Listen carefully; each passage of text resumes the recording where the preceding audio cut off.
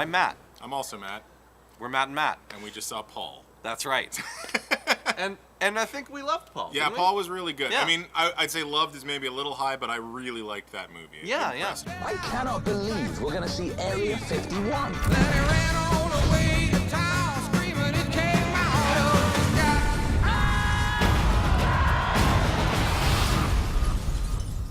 Hi. I'm Paul. Paul is an alien.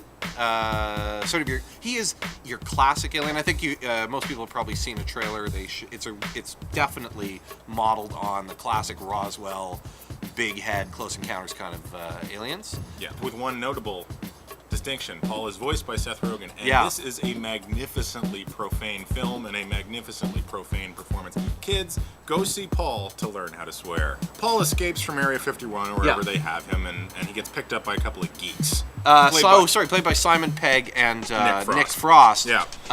And written by, I think, Simon Pegg and Nick Frost. Yeah. But not directed by Edgar Wright. Right, which I actually think is super important because they've only written the other two films, right? Yeah.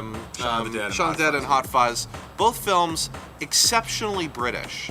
And I think what's really refreshing and great about this movie is there's so much love for not just aliens and that kind of genre of filmmaking, but for the actual movies about it that people really love. Yeah. That they really wanted to write and make a really American movie, and very smartly chose a really American director. An indie American director, but I think Greg Mottola has a really American sensibility to the film. And Greg Mottola is getting very good. Like, I mean, Superbad is not a great movie, but I'd argue it's way better executed than it had any right to be. Oh, yeah. Adventureland, I think, is terrific, and people who like that movie really connect with it.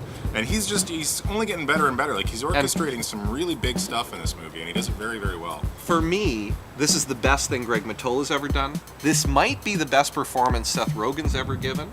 It's very likely. Very close. Yeah. And easily for me, and I really love Shaun of the Dead, and I love Hot Fuzz even more. This is the best one they've written. Yes. Best one they've written by far. The best they've written, yeah. Yeah. As I said the other day, this movie has such a love on for all the movies that I love that, by the end, I couldn't not be loving it. I don't want to spoil any of the surprises in the third third act, but oh my god, like I was giggling with glee at certain points in the movie as it unfolded. I know we're only saying generally like positive things, but that's because there's so much of this that I think to love about it. And like for me, one of the things that I look for in a movie like this, and especially in a comedy where it's lots of characters and stuff, every single actor gets solid meat to play off of, solid business.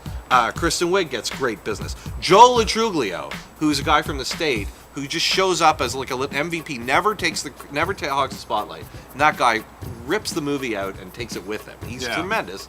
Hader's good in it. Everybody's good in it. There's one exception to that as far as I'm concerned. It's a genuine shock to me. It's not a big surprise that she's in the movie because you hear her voice almost at the beginning. Right. Sigourney Weaver doesn't know the pitch that she's supposed to play this movie at, so she goes way the hell over the top. And it's too bad because I love her. It could have been knocked knocked out of the park. Good. It could have been knocked out of the park, but she's just not. She's not in the same movie. Honestly, I mean, again, nothing against Sigourney because I love her. I think she thought she was in Galaxy Quest, and that is tonally, that's just a very different movie from Yeah, Galaxy Quest, or maybe for me, like she might be the bad guy on this week's episode of Chuck.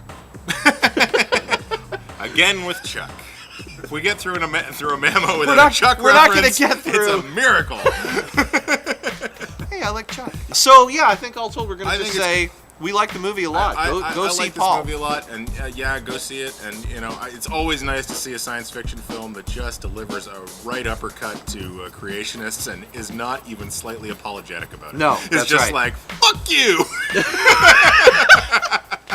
Yeah, if I have to put it into one line, I'm going to say that if you've seen the trailers, if you're thinking about it, and you're like, oh, I hope that movie is like the movie that I wish it could be, it's that movie, but better. Yeah, it is. Yeah.